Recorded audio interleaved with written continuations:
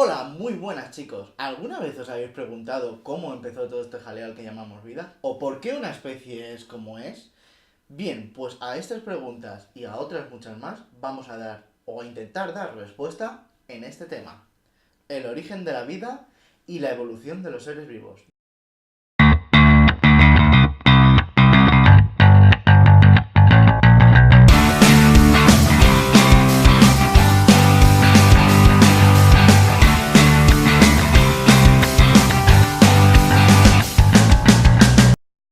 Pues empecemos con una de las preguntas más antiguas de la historia de la humanidad, que es ¿cómo surgió la vida en este planeta? A esta pregunta existen múltiples respuestas, pero solo una acertada, y todavía no sabemos cuál es. Así que vamos con las primeras teorías sobre el origen de la vida en el planeta. Una de las primeras teorías que surgieron para dar respuesta a este tema se trata del creacionismo, que nos cuenta que la vida fue creada por Dios y desde el momento de su creación es tal y como la conocemos actualmente. Ahora seguimos con Cosmos de Carl Sagan, adaptado para paletos. Soy Carl Sagan. ¿Cuántos años tiene nuestro planeta? Los científicos creen que tiene cientos y cientos y cientos de años. Prestigiosos científicos han determinado que el universo fue creado por ¡Dios! Big Bang.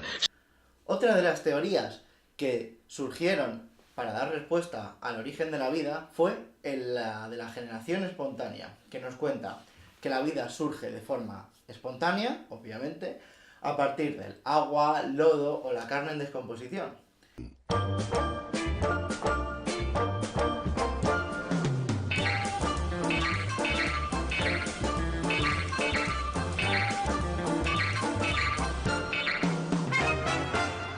Esta fue refutada por Redi en el siglo XVII y por Pasteur en el siglo XIX con sus experimentos con los matraces de cuello de cisne.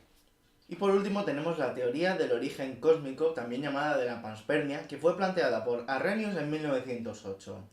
Esta teoría dice que la vida va viajando por el espacio mediante cometas en los que se encuentran restos de materia orgánica y pues al llegar a un planeta en el que las condiciones sean las adecuadas para que se desarrolle, se genera la vida.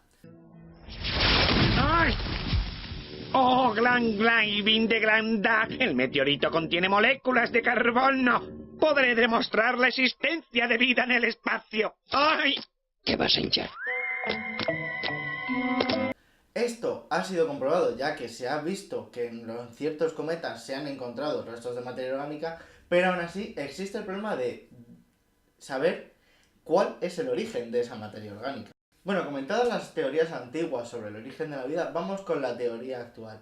Esta nos cuenta que en la Tierra en un principio existía lo que se llama la atmósfera primitiva o primigenia, que estaba compuesta por nitrógeno, hidrógeno, metano, vapor de agua y amoníaco. A esto se le añade una gran actividad eléctrica y volcánica y la presencia de radiación ultravioleta por la ausencia de la capa de ozono, ya que en esta atmósfera no había oxígeno y por tanto tenía un gran poder reductor.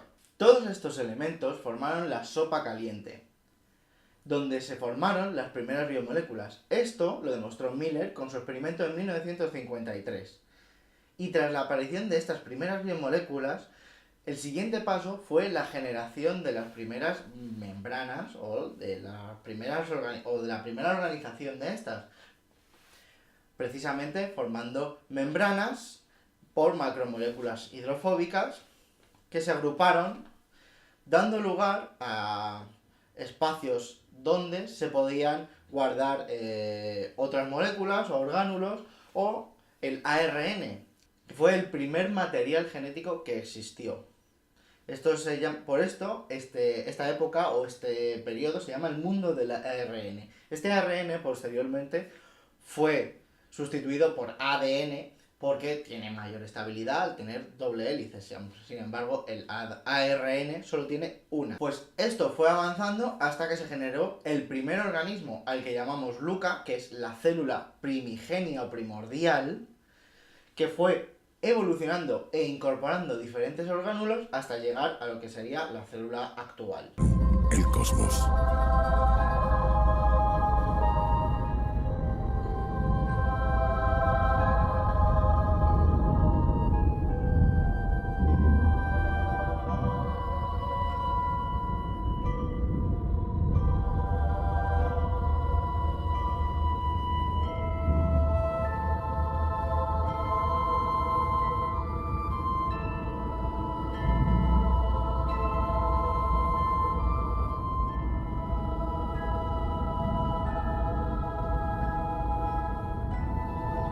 Pues una vez hemos hablado del origen de la vida, vamos a meternos en cómo ha evolucionado y en las diferentes teorías que han ido surgiendo a lo largo de la historia. Como ideas precursoras nos encontramos con el creacionismo, del que ya hemos hablado antes, a la que acompaña la teoría llamada fijismo, que lo que dice es que las especies son inmutables en el tiempo, es decir, fueron creadas tal y como las conocemos en la actualidad. Por último, como idea precursora más actual nos encontramos el evolucionismo, del cual hablaremos a continuación, y de las diferentes ramas que plantean varios autores. Pero antes hay que ver varios conceptos con los que nos vamos a poder mover por estas teorías. Estos términos son el concepto de especie, que fue definido por Linneo y que nos define una especie como un grupo de organismos con características y un aspecto similar y que son capaces de reproducirse entre sí. El concepto de parentesco, es decir, la relación que existe entre los individuos de una misma especie, padre-hijo, hermanos. El concepto de tiempo geológico, una forma de medir el tiempo que ha transcurrido desde la formación del planeta basada en la edad de las capas de la roca. El concepto del origen común, es decir, que todas las especies se han desarrollado a partir de un individuo común que ha ido sufriendo diferentes cambios hasta dar lugar a las especies actuales. Y el concepto de competencia por los recursos, esto es que los individuos de una especie compiten para obtener unos recursos que son limitados en la naturaleza, comida, hábitat, parejas reproductoras. Y por último tenemos el concepto de mecanismo de cambio, esto se refiere a los mecanismos que hacen que una especie cambie a lo largo del tiempo. Una vez que conocemos estos términos ya podemos hablar de las diferentes teorías modernas sobre la evolución. Estas teorías son el lamarckismo. Es una teoría desarrollada por Lamarck que se basa en 2 puntos. El primero es, la función crea el órgano. Es decir, que un órgano que se utilice muy frecuentemente para una acción determinada va a acabar siendo especializado en esta acción. El segundo punto en el que se basa la teoría, el lamarckismo es en la herencia de los caracteres adquiridos, que completa el primer punto, ya que según Lamarck, ese órgano generado por el uso constante va a pasar por herencia de padres a hijos. Para explicar esto tenemos el famoso ejemplo de las jirafas, en el que en un principio las jirafas tendrían un cuello corto que al tener que estirarlo para llegar a las hojas más altas hace que sus hijos ya nazcan con ese cuello más largo y así durante varias generaciones hace que las jirafas lleguen a la longitud de cuello que tienen en la actualidad. La segunda teoría sobre la evolución que vamos a tratar es el darwinismo o teoría de la selección natural, que se basa en 3 puntos. El primero es la elevada capacidad reproductiva de los organismos, ya que estos tienden a producir un número muy elevado de descendientes. El segundo punto es en el que se basa esta teoría es la variabilidad de la descendencia. Es decir, que no todos los descendientes de una misma especie van a ser iguales, sino que van a presentar diferencias. Y por último se basa en la selección natural de la descendencia, que se da cuando los recursos son escasos y se produce una lucha por la supervivencia, donde los mejor adaptados son los vencedores y por tanto los que se van a poder reproducir pasando sus características a su descendencia. En este caso también tenemos un ejemplo con las jirafas para explicar esta teoría, en la que encontramos una jirafa primitiva con el cuello más corto, pero entre ellas algunas con el cuello ligeramente más largo. Estas tendrán una mayor facilidad para en tiempos de escasez alcanzar las hojas más altas, permitiéndolas sobrevivir y reproducirse, pasando a sus hijos esta característica del cuello más largo.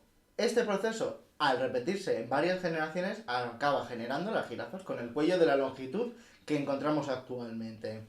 Y por último tenemos la tercera teoría llamada neodarwinismo o teoría sintética, que aprovecha los nuevos conocimientos aportados por la paleontología, la genética, la bioquímica y la sistemática para explicar la evolución.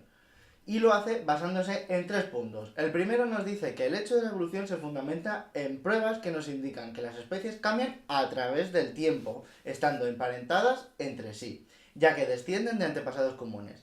El segundo punto nos habla sobre los mecanismos de la evolución, refiriéndose a las causas que permiten la evolución, que son la fuente de variabilidad de los organismos y la selección natural. Y por último, nos habla sobre la historia de la evolución, es decir, las relaciones de parentesco entre los organismos y la sucesión del tiempo. Bueno, y con esto acabamos la primera parte del tema sobre el origen de la vida y la evolución de los seres vivos. En la siguiente hablaremos sobre el hecho de la evolución y las pruebas que tenemos de esta, y sobre los mecanismos que permiten la evolución. Hasta entonces, recordad manteneros activos y no dejéis que vuestra mente se duerma.